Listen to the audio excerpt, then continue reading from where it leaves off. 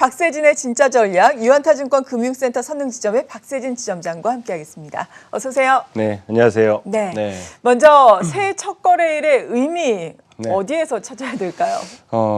보통 이제 새해 첫 거래일 다들 이제 희망차게 시작을 하시죠. 그렇죠. 그리고 이제 올해 우리 시장 같은 경우에는 작년에 워낙 뭐 왕따라는 수식어가 붙을 정도로 글로벌 시장 대비해서 소외가 되는 모습이 네. 있다 보니까 또 올해 넘어오면서 사실 긍정적인 전망들이 많이 있지 않았습니까? 그렇죠. 저희 시간 통해서도 사실 2020년은 약간 이제 반전의 해로 한국 시장 좀 바라보는 시각 자체를 좀 변화시킬 필요가 있다라는 말씀을 좀 꾸준하게 드려왔었는데 네. 사실 뭐 그런 기대감이 첫 거래일은 반영이 크게 안 됐던 것 같아요. 그러니까요. 특히 이제 또 뭐 올해가 이제 하얀 쥐의 해잖아요. 그러니까 뭐 경자년 그 흰쥐띠가 의미하는 게 또 뭐 부를 상징한다라고 하는데 네. 저는 이제 그런 거 안 믿습니다. 작년에 그 좋은 더 좋을 수가 없는 황금돼지에도 네. 그 고생을 했는데 사실 뭐 흰쥐 정도가 이제 뭔가 좋은 기운을 크게 줄 것 같지는 않아요. 네. 하지만 전체적으로 봤을 때 이제 시장 전반적으로는 뭔가 글로벌 시장에서 이제 반전을 꾀하고 있는 분위기는 분명히 연말부터 나왔었고 어제 우리 시장은 사실 외국인들의 좀 차익 순매도 실현에 대해서 어느 정도 그 수급적인 영향을 받은 것으로 좀 분석을 하고 있습니다만 네. 이런 부분들이 사실 뭐 주변국이라든지 그 간밤에 뭐 미국 시장을 보면 왜 우리 시장에서만 또 차익 실현을 해 막 이런 그러니까요. 좀 의문을 좀 들게 만드는 부분이죠. 그래서 여전히 좀 상전벽해 같은 1월 첫 거래일부터 완전히 달라진 체질의 우리 시장을 좀 기대했던 것보다는 좀 못 미치는 성과를 보였었지만 네. 또 이제 간밤에 그 미국의 좀 앵커님께서 언급해 주셨던 것처럼 뭐 필라델피아 반도체 위시에서 전반적으로 우리 시장에 좀 유리한 섹터들의 그 반등이 좀 전진적으로 가시화됐다라는 그렇죠. 거. 오늘 시장에서는 사실 어제 좀 못다했었던 새해 첫 거래일에 좀 그 희망 섞인 출발이 오늘 좀 이루어지지 않을까라는 기대를 가지고 좀 시작을 해보겠습니다. 네. 다만 이제 어제 시장에서 분명히 우리는 우리 시장 내부적으로도 그리고 조금 주변국들을 살펴봐도 좀 시사점이 분명히 있었다라고 보여져요. 먼저 이제 해가 바뀌었지만 그 2019년 12월 한 달 동안의 글로벌 증시의 등락률을 좀 살펴보시면 의외로 우리가 또 12월 이제 어떻게 마감이 될까를 막 고민하고 있는 사이에 놓쳤던 부분들이 좀 들어옵니다. 네. 상위 한 6, 7개 정도 국가를 쭉 살펴보면요. 의외로 또 코스닥과 코스피 같은 경우가 12월에 선전해줬어요. 그러네요. 12월 초에 좀 부진했었던 그 미중무역 협상의 좀 난항이 가시화되면서 12월 초 같은 경우에 굉장히 좀 불안하게 글로벌 시장이 좀 출발을 했었고 네. 우리 시장 같은 경우도 사실 12월에 초반에는 그 하락폭이 좀 상당했었던 부분이 있었는데 외국인들의 연속 순매도까지 겹치게 되면서 사실 수급적으로도 굉장히 불리했었던 12월 출발이었습니다. 근데 그 작년 12월 마지막 거래일까지 다 이제 마무리를 하고 지켜보니까 가장 많이 올랐던 나라는 러시아였다. 그리고 2위가 이제 홍콩 항생지수, 3위가 브라질. 그 뒤를 이었었던 게 이제 중국 상해지수고 그 코스피와 코스닥 같은 경우에는 각각 5위와 6위에 랭크가 됐었다라는 겁니다. 사실 12월에도 신고가를 계속해서 갱신했었던 이제 나스닥과 다우 같은 경우는 사실 보면은 거의 뭐 10위권 밖이에요. 그러니까 12월 전체적인 등락률의 그 면면을 살펴보면 신흥국들이 괄목상대하는 움직임들이 그 12월 전반적으로 관통하면서 나왔다라는 네. 부분이고요.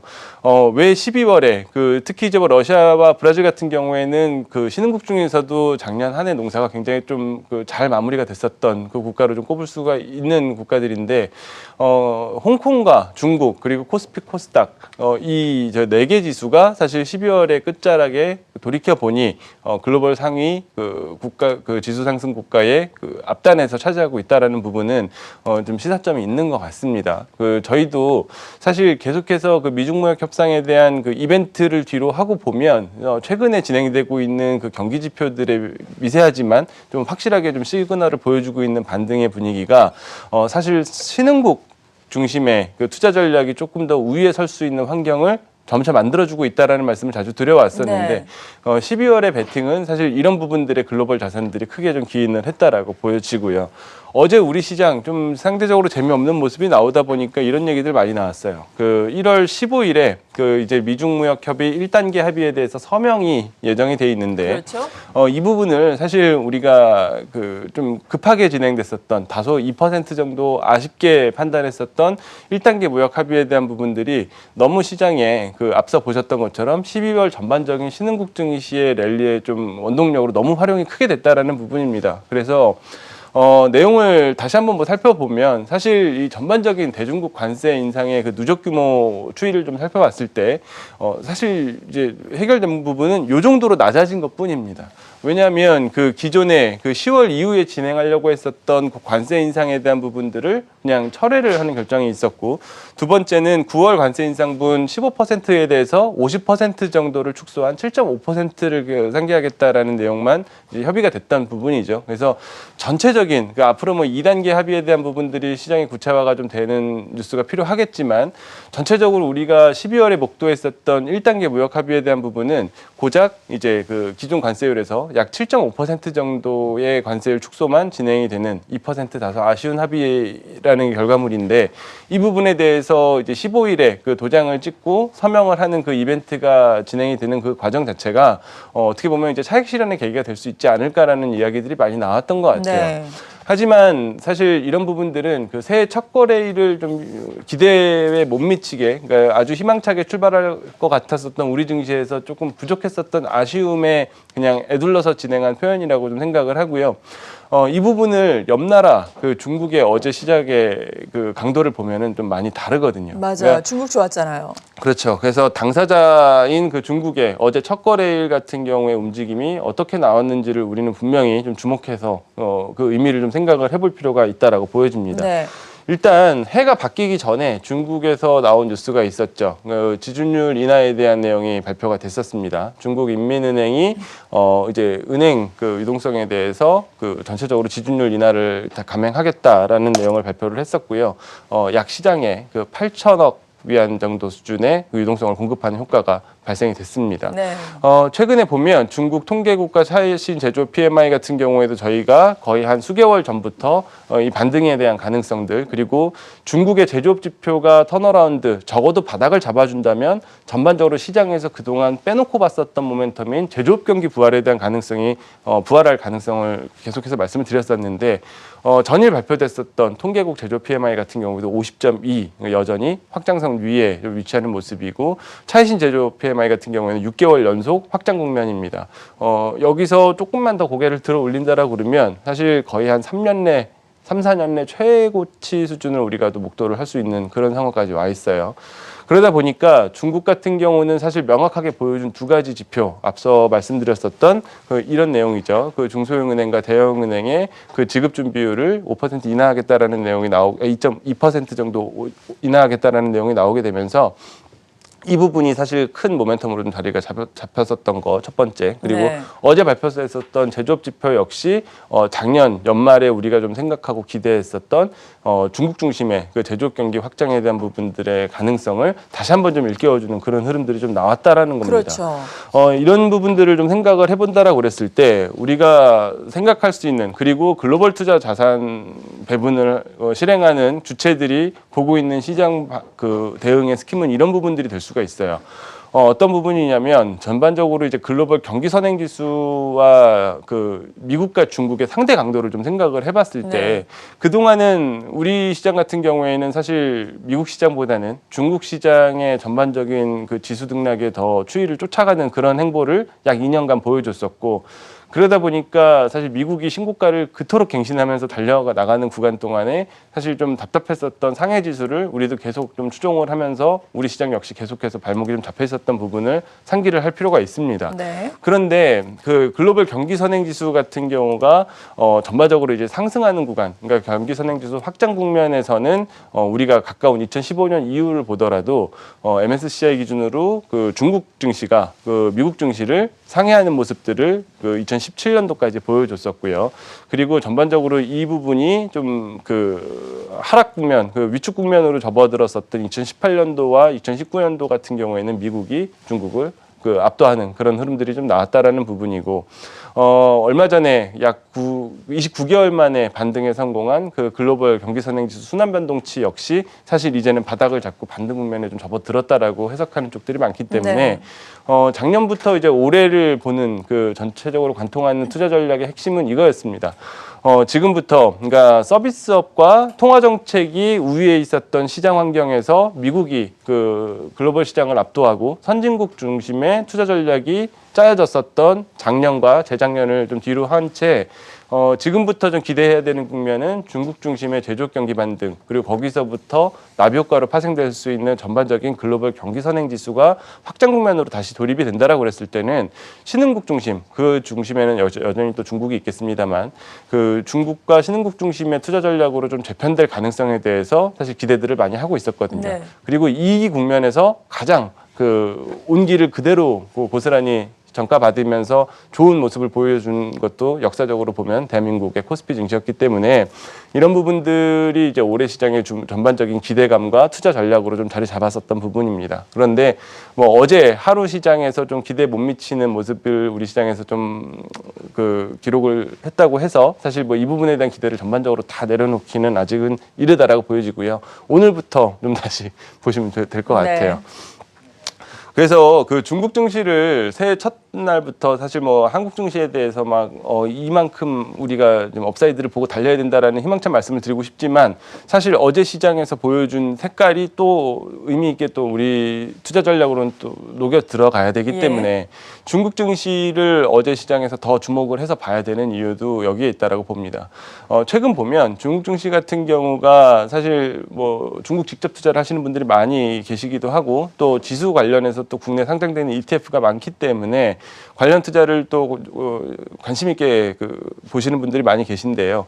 최근에 보면 중국 내에서도 업종별로 특히 이제 12월부터는 좀 고착화된 변화가 생기고 있어요. 어떤 변화요? 어떤 부분이냐면 중국 주식 직접 주식 매매를 하시는 분들은 잘 아시겠지만 사실은 시장이 약 3년 동안 중국 증시도 뭐 박스권에 계속 또 갇혀 있는 모습이지만 의외로 또 소비재 그 필수 소비재라든지 그 전통적인 뭐 제약주라든지 이런 부분들에서는 그 거의 한 3년치로 보면은 2배에서 3배 가까운 랠리들이 계속해서 나왔거든요. 그리고 작년에 가장 좀 어려웠었던 국면에서도 사실 이들 그 중심에 있는 경기 소비재 같은 경우는 필수 소비재 같은 경우는 신고가 랠리를 좀 계속했었던 모습들이 있습니다. 그런데 이 부분이 중국에서도 뭐 앞서 보셨지만 12월에서 사실 가장 좋은 국가들 중에 하나가 중국이었음에도 불구하고 그 주도주 역할을 3년 동안 실행하던 필수 소비재들보다 사실 새롭게 튀어나가면서 지수 주도력을 가진 업종이 성장 섹터예요. 특히 이제 IT를 중심으로 해서 그런 움직임들이 좀 강하게 진행이 되고 있고 또 12월부터는 본격적으로 또 증권주들이 득세를 하기 시작을 합니다. 중국 내부에서요. 그래서 이런 부분들은 사실 우리가 2014년도 연말에 후광퉁이 처음에 실시가 돼서 중국 시장 개방이 진행이 되고 2015년 상반기에 이제 5,000포인트를 넘나드는 그 상승세를 보이는 과정에서 보여줬었던 모습하고 아주 유사하거든요. 그러다 보니까 이제 중국 시장의 어제 상승에 대해서는 좀 우리가 앞서 말씀드렸던 것처럼 좀 의미 있게 지금부터 이제 투자 전략으로 좀 녹여서 우리도 고민해 볼 만한 그런 움직임으로 좀 생각을 하고 조금 더 의미 있게 보자라는 말씀을 드리는 건데요. 상해 증시 같은 경우에 좀 중기 사이클로 약 2017년도부터 이제 올해까지 한 3년치의 흐름을 좀 본다라고 그러면요. 17년도 같은 경우 우리 시장도 워낙 좋았습니다만 중국 역시 사실 이제 낙관론이 좀 팽배했었던 시장입니다. 펀더멘탈 개선 사이클이 시장의 화두가 됐었고 미국 중심의 뭐 인프라 투자가 사실 뭐 중국의 제조 경기에도 그 긍정적인 영향을 미칠 것이다라는 전망이 많았었는데 본격적으로 이제 2018년도부터 그 미중 갈등 사이클이 시작이 됐죠. 그러다 보니까 중국 시장 전반적으로 이제 비관론이 또 팽배하는 상황에서 2,000포인트 중반대까지 또 지수는 밀리는 그런 흐름들이 나왔었고요. 뭐 작년 같은 경우에는 저희도 마찬가지였습니다만 그 미중 무역 협상의 그 어느 정도 그 고착화라든지 그 이것이 이제 스몰 딜로 이어질 수 있다라는 또 기대감 이런 부분들이 교차적으로 반복되는 그런 흐름들의 사실 지수는 계속 등락을 거듭을 했었다라고 네. 봅니다.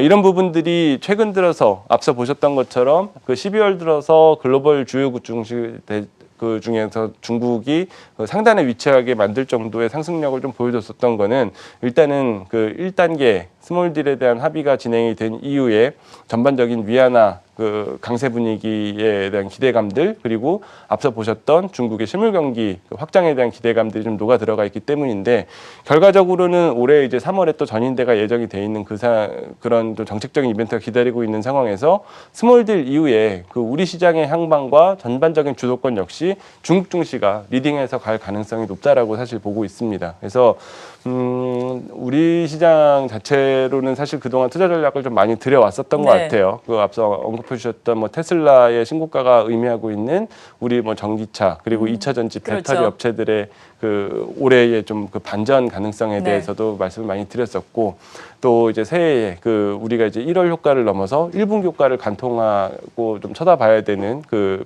이제 스몰캡들에 대한 그 투자 전략들 그 전반적으로 IT가 주도할 수밖에 없는 우리의 상반기 환경들 이런 부분들은 좀 충분히 말씀을 드린 것 같고요. 네. 오늘은 그 중국이 어제 좋은 모습을 좀 보이면서 우리 시장의 아쉬움을 그나마 좀 중국 시장에서 희망을 좀 봤던 만큼 중국 시장에 기인한 우리 시장의 좀 우리 투자자로서의 그 투자 전략에 대해서 좀 말씀을 드려보도록 하겠습니다. 네, 정말 말씀하신 것처럼 중국 같은 경우에는 12월에는 우리나라와 마찬가지로 주가의 흐름이 상당히 선전을 했지만 지난 3년간 지루한 박스권에서 등락을 거듭하는 중국의 상하이 종합지수였거든요. 그렇다면은 중국 증시가 좀 좋아진다면은 중국 어떤 쪽을 봐야 될까요? 예, 그 최근 들어서 호텔신라의 움직임이 상당히 가파르죠. 그 또 이제 1분기가 작년 이제 12월 에 마감된 그 2019년 4분기 실적에 대한 기대감도 크고 올해 이제 1분기의 턴어라운드 강도에 대해서도 시장에서 기대감을 좀 크게 가지고 있는 것이 주가에 반영이 되고 있습니다. 그 이벤트 중심에는 사실 최근에 그 계속해서 얘기 나오고 있는 그 시진핑 주석의 그 방한 일정과 관련해서 그동안 또 지리멸렬하게 그 낮은 주가에서 이제 투자자들의 애간장을 녹였던 그 중국 소비재들의 그 좀 주가 반등에 대한 기대감이 그 호텔신라를 좀 대표적으로 해갈이 지금 되고 있는 모습인데요. 네. 최근 보면 그 중국의 인바운드 소비재, 그러니까 중국향 인바운드 소비재라고 하면 뭐 우리 시장에서 투자할 수 있는 뭐 화장품, 호텔, 면세, 레저 뭐 요 정도를 저희가 좀 꼽을 수가 있겠는데, 그렇죠. 우리 한국 우리 중국의 그 중국향 인바운드 소비재들의 상대 밸류와 그 전반적인 위안화 추이를 좀 생각을 해본다고 그랬을 때는 전체적으로 이 위안화는 그 위안 달러 환율의 역축이거든요. 그러니까 올라가면 이 그래프가 의미하는 부분은 회색선이 상승하면 그 위안화 강세 국면 그리고 하락한 국면에서는 약세 국면을 좀 의미를 한다라고 보시면 될 것 같습니다. 전체적으로는 이제 위안화 강세 국면에서 당연히 그 가장 직간접적으로 영향을 받는 게 우리 그 기업들의 그 인바운드 소비재들, 그 중국향 인바운드 소비재들인데 이런 부분들이 지금 최근에 좀 고착화돼 있는 그 7위안 앞뒤로 왔다 갔다 하고 있는 위안화 국면에서 사실 최근에 좀 주가 역시 크게 좀 반등을 못하고 그 이런 상태에 좀 그 답보 상태를 좀 만들고 있었던 부분이 있거든요.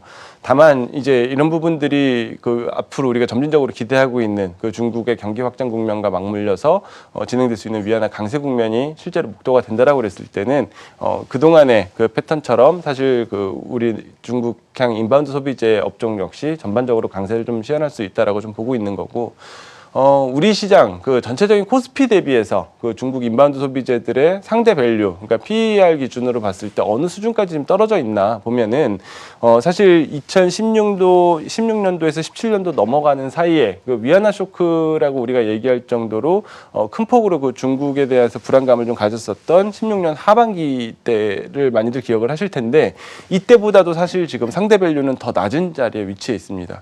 그러니까 전반적으로 이제 코스피 대비해서 한국의 중국 인바운드 소비재 기업들이 좀 차지하고 있는 상대적인 PE 밸류의 강도는 어느 정도 수준이냐면 그 2012년도, 그 2011년도에서 12년도 사이 그 미국 신용 등급이 강등되고 그 그리스 재정위기를 비롯해서 그 유로존 재정위기가 좀 리스크로 확산됐던 그 시점의 밸류에이션까지 좀 떨어져 있다라는 거거든요. 그래서 밸류 측면에서는 이런 부분들이 그 앞서 말씀드렸던 위안화의 그 강세 전환하고 맞물리게 됐을 때는 사실 업사이드를 굉장히 크게 보고 접근할 수 있는 업종으로 당연히 조금 그 중국의 상승 자체를 이제 그 좀 구태연할 수 있지만 인바운드 소비재들 위주의 반등을 그 꾀하는 계기가 될 수 있지 않을까라고 좀 바라보고 있습니다. 또 한 가지 좀 가장 중요한 부분은 이런 부분도 우리가 고민을 해야 된다라고 보거든요. 중국 같은 경우는 사실 매년 차트를 한번 연 단위로 살펴보시면 그 거의 첫 주 그리고 첫 거래일과 한 달 정도, 그러니까 시장 극초반의 분위기가 전반적인 1년의 분위기를 결정짓는 경우가 되게 많습니다. 그 첫 거래일과 그 첫 달 정도의 앞으로의 그 시장에서 기대하고 있는 정책적인 모멘텀들 그리고 그 한 해에서 좀 결정지어질 수 있는 전반적인 그 주도력에 대한 부분들이 많이 녹아 들어가 있기 때문인데 이런 부분들 그동안 중국 지수 대비해서 사실 중국 ETF를 그 국내에서 투자하시는 분들은 굉장히 재미를 못 느끼셨을 네. 거예요. 왜냐하면 상해 지수는 앞서 말씀드렸던 것처럼 그 소비재들의 그 랠리와 그리고 주도력을 가지고 계속해서 그 원래 전통적으로 시가총액이 컸던 산업들보다 필수 소비재들이 주도하는 시장의 색깔이 워낙 강했기 때문에 이들 업종이 사실 대거 포함되어 있지 않은 그 중국의 CSI 300 지수를 기반으로 한 ETF들, 국내 상장되어 있는 ETF들은 사실 상해 지수 자체를 잘 못 따라가는 모습들이 많이 나왔었거든요. 네. 하지만 이런 부분들 또 이제 올해 3월에 진행될 그 중국의 증권업법을 위시해서 금융개혁들과 그리고 앞서 말씀드렸던 그 중국의 이제 통화정책들 이런 부분들과 또 미국이 이제 중국한테 꾸준하게 요구했었던 이제 금융 개방에 대한 부분들은 사실 최근 중국에서는 증권주들 랠리에 좀 기반이 되고 있는 상황입니다. 네. 이렇게 되면 우리가 흔히 ETF로 접근할 때 그 기반 지수가 되는 중국의 CSI 300 지수의 가장 높은 비중을 차지하고 있는 섹터는 색깔이 좀 구분이 잘 안 되실 수가 있겠지만 예. 금융 섹터입니다. 왼쪽에 있는 건가요? 맞습니다. 예. 여기에 보면은 가장 이 청록색으로 가장 큰 비중을 차지하고 있는 40% 수준에 육박하는 이제 금융 섹터가 가장 높은 지수 구성비를 가지고 있거든요. 네. 그렇기 때문에 지금부터 그러니까 한 3년 정도는 상해 지수가 상승하는 국면에서도 하락하는 국면에서도 CSI 300 지수를 기반으로 한 ETF는 사실 좋은 투자 성과를 낼 수가 없는 구조적인 좀 맹점이 예. 있었던 반면에 지금부터는 어제 같은 경우도 상해 지수 1% 초반대 상승하는 동안에 CSI 300 지수 레버리지 ETF는 4%가 올랐거든요. 네. 그러니까 이런 부분들이 그 올해 앞서 말씀드렸던 12월부터 바뀐 중국 색깔의 아주 중요한 우리 시장 투자자 입장에서는 투자할 수 있는 아이디어로 활용이 돼야 된다라는 겁니다. 결국에 그동안 우리가 좀 잊고 또 외면했었던 중국 상해 CSI 300 지수를 기반으로 한 ETF 투자에 대한 투자 전략이 올해 연초부터 오히려 시장 방향성 측면에서는 굉장히 좋은 성과를 낼 가능성을 좀 내포를 하고 있다라고 보여지고요. 또 한 가지 또 우리가 흔히 자주 투자하는 ETF는 아니었는데 올해는 사실 한번 주목해봐야 될 ETF가 하나 있습니다. 네. 중국의 그 차이넥스트 지수를 기반으로 한 ETF들이 또 국내에도 상장이 돼 있거든요. 네. 차이넥스트는 뭔가요? 중국의 이제 차스닥 지수라고 생각을 하시면 될 것 예. 같습니다. 뭐 정보통신과 IT 그리고 IT 하드웨어, 소프트웨어를 비롯해서 중국의 그 신성장 산업들이 대거 비중 포함이 돼 있는 중국의 이제 차스닥 지수라고 생각을 하시면 될 것 같은데요. 전체적으로 여기 보시는 것처럼 그 지금 IT 비중이 45%에 육박할 정도로 지수에서 가장 큰 비중을 좀 차지를 하고 있는 상황이고. 말씀 꾸준하게 드렸던 앞서 중국이 한 3년 동안 보여줬었던 필수 소비재, 뭐 중국이 좋아하는 뭐 백주라든지 뭐 보험회사들 그리고 내부 뭐 제약사를 위해서 헬스케어 업체들 이런 업체들이 좀 주도했었던 시장에서 이제 중국의 7대 전략적 지능 사업인 그 IT를 위시해서 신성장 산업들과 금융을 위주로 한 이제 그 전반적인 업종 개편이 지수를 좀 주도하는 그런 국면으로 좀 전환이 된다라고 했을 때는 앞서 보셨던 차이나 CSI 300 지수를 기반으로 한 이제 레버리지 ETF가 이제 가장 좋은 투자 전략이 될 것이고요.